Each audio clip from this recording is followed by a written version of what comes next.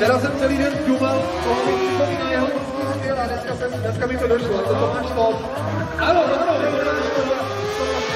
jo, přesně ono. Takový ten mix mezi Vatánenem a prostě a tou motorkou, která je v podstatě skoro stejná, akorát, že on jezdí na cedru a on... Tak, akorát, ale Tomáš tam nemá jedno světlo, myslím, že? No, je to úplně jiná motorka, ale prostě mi do toho nebylo, myslím si, že to úplně postavit. Bude to rychlé, budou tam hodně pěkné předky. Ano. Tady vždycky jeden kolem audio, že jo? Ale máme i technické triky a to je dobře, protože se hodnotí komplexnost. Nemůžeš tam prostě jenom lítat zleva doprava, ale musíš do toho přidat i techniku.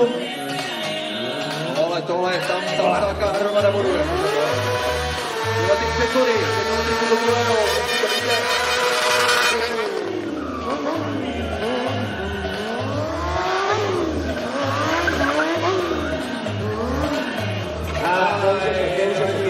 menší chybka. Už to klouže, už to prostě funguje jinak.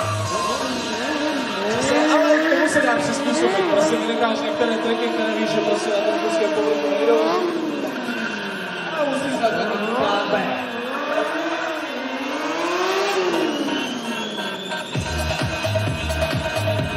Jasně, dívej se, krásně to podržel, krásně vyšel tenhle trik. Otočky popadají perfektně do rovnováhy, takže nemá problém potom hned tam dostat něco dalšího. Nemusím řešit, jestli mu to padá vlevo nebo vpravo. A?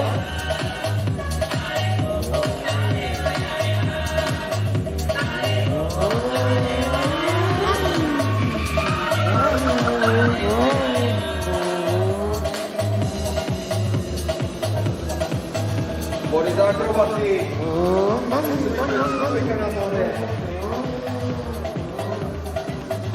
To je asi jeden z mála triků, co je ve cviči lepší než normálně. Když děláš stojku jako šalem ve směrující. To tady jezdí sporták, ale úplně jako level psycho.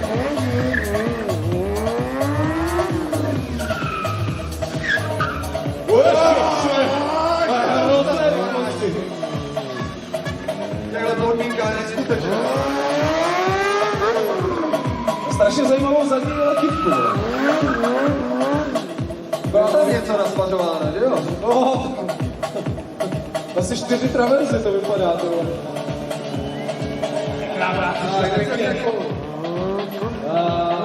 Pět vteřin ještě, chronobrésce, který nám završí semifinálovou druhou skupinu a ty právě uplynuli. Velký potlesk, Jose Angel. Tak jdeme, bonustrik. A jdeme na bonus trik. Předek, mrtvo. Ještě jednou, máme čas. One more time. A já myslím, že na to se jdeme. Ale já myslím, že to dost stačilo. Jose, díky moc! Nádherná jízda za tohohle hnusného počasí. Krása, nádhera. Klobouček pro tohohle pána.